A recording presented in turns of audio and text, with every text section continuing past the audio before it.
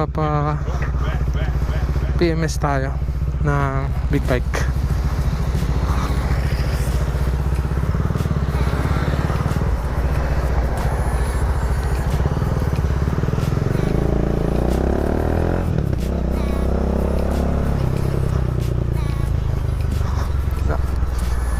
Nag-waste tayo pero naabot tayo ng stop.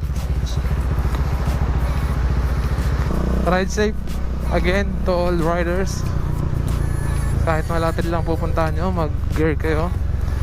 Ngayon lang hindi ako napagdala ng padded na jacket, pero naka gloves pa rin ako, naka motorcycle shoes, motorcycle riding shoes ba tawag din. Ganun, saka naka helmet na full face. Subukan natin i-vlog yung pagpapa-PMS natin. Kailangan daw ng appointment, pero ginawa ko, tinawagan ko na siya kanina. Then punta ako ng alauna, and ang oras ngayon is 11:30. Siguro lunch break pagdating natin. Pero mas ride safe.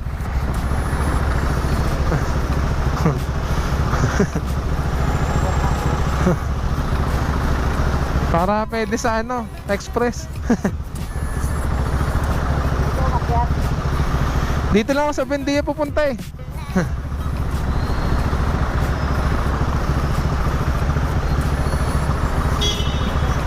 Pagka malayuan, saka dagdag bayad eh.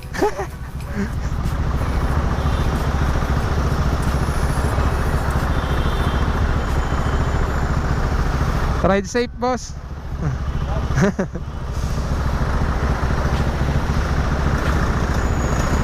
Agaw na.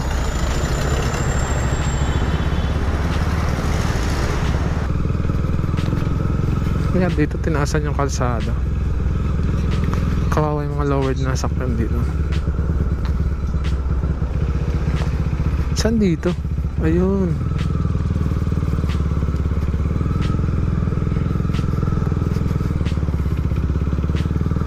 Sa wheeltek. Ito pala.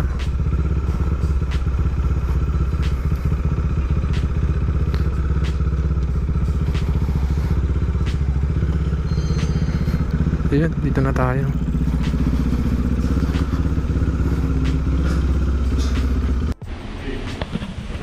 H2R, Kawasaki H2R, fastest bike.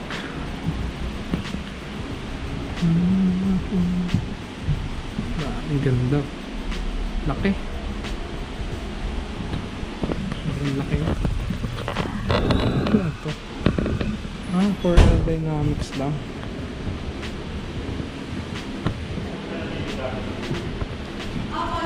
Mga stabilizer din siya. Reload, tension, adjust lahat. Grabe, demo tong bike na to. H2R supercharge. Tapos dami pa. Ito 650 naman, Kawasaki.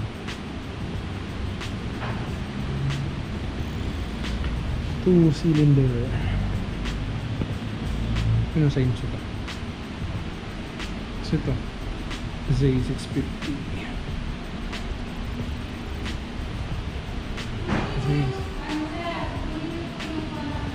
Ito Z650 RS Ninja 1000. Ang pogi, no? Like ito ang video na ito pag nagustuhan. Ikat lang tayo. Ninja RR.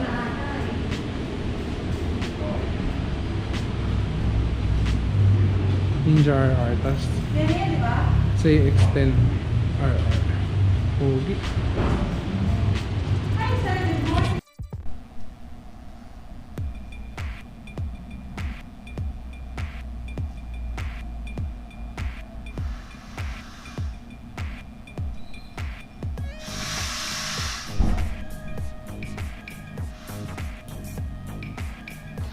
So, hindi mawawala. Siyempre, ite-testing nating upuan yung mga bike dito sa wheeltek. Ito, Ninja 1000. Magkaiba lang ng model tong dalawa. Tapos yung dalawang medyo blue naman is 600 na Ninja. Ito naman is Ninja 1000 RR or racing.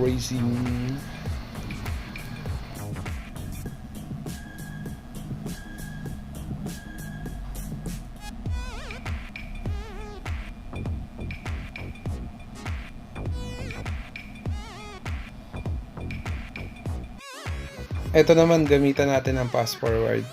Ito yung nasa loob ka ng showroom pero pinapanood mo na nasa service. At fast forward lang yung pag-PMS nila. Yan, si Sir, galing yan. Maraming salamat, Sir. Nakalimutan ko kuhanin yung pangalan mo. Kung mapapanood to ng mga taga wheeltek, patanong naman ano yung pangalan nito, pa-shoutout or pa-comment. Maraming salamat, Sir, kasi kahit tapos na, yung clutch ko inayos mo pa. Thank you again, wheeltek Makati.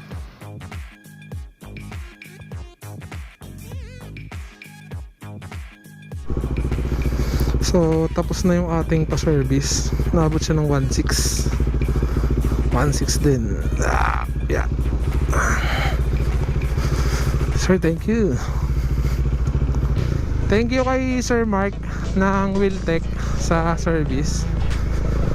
May daanan pala doon, hindi ako nakaliko. Tapos kay Sir na gumawa ng aking motor, maraming salamat.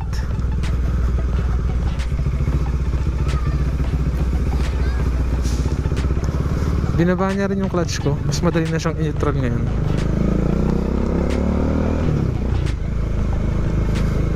Thank you wheeltek Makati sa pag-assist sa akin. Malapit lang pala siya sa Pasay. May nabot niya, may discount pa, almost 1.6 lang. At yun ang ating experience sa first PMS, first preventive maintenance. Ay, napansin niyo, hindi na siya nakailaw yung tornilyo. Ano na siya, smooth na ulit, na change oil na, inayos niya, nilubricate din yung langis, nilubricate din yung chain, langis tuloy. So dahil dun, okay na ulit siya tumakbo.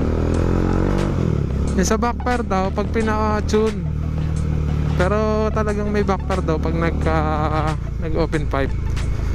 For racing daw kasi talaga yun pag nag-change pipe. Pero sa akin, kaya ako nag-pipe para ano rin, para sa safety rin, para rinig ng mga mas malalaking sasakyan. Tapos ayun nga, na change oil na siya. Maraming salamat sa pagtapos nitong video na to. Ang wheeltek Makati is pwede nyo i-search sa Google. Although sa ano ko to nabili, San Fernando. Dito naman na lang siya pina-maintenance kasi ang layo sa akin.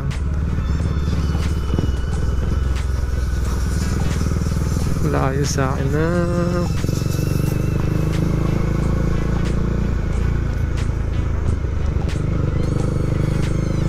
Layo sa akin na San Fernando. Ligay dito saglit lang. Nagpa-schedule ako kanina umaga lang, as in mga 9 or 10 AM lang. Tapos yun, nabigyan naman ako slot. Mas okay kung kung magpapa-schedule kayo, kasi para sa inyo yung oras talaga na yun. Kasi pag walk-in ka, isisingit ka lang, or pag may hindi dumating, aabutin ka talaga kasi dami nakapila. Kaya mas okay yung naka-appointment ka.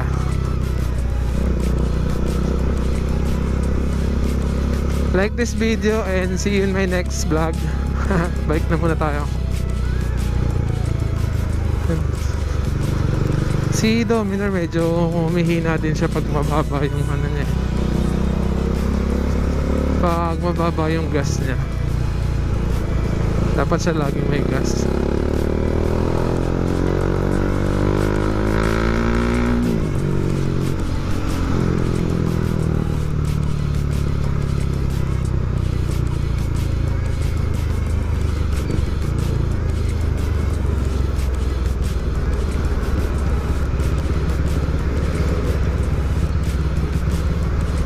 Mali yung napasukan pa.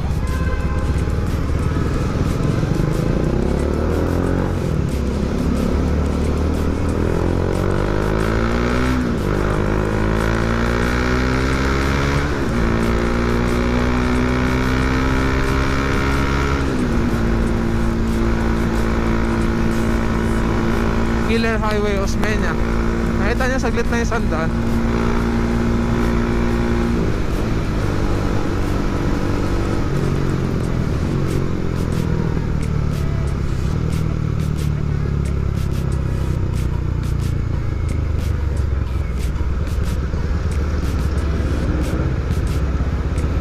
Ay, mas madali nga siya i-cambio ngayon, ha. Natuwa ako dun, ha. Thank you, ha. Thank you, ay binaba niya yung clutch niya. Talagang nagulat ako, mas maayos nga siya.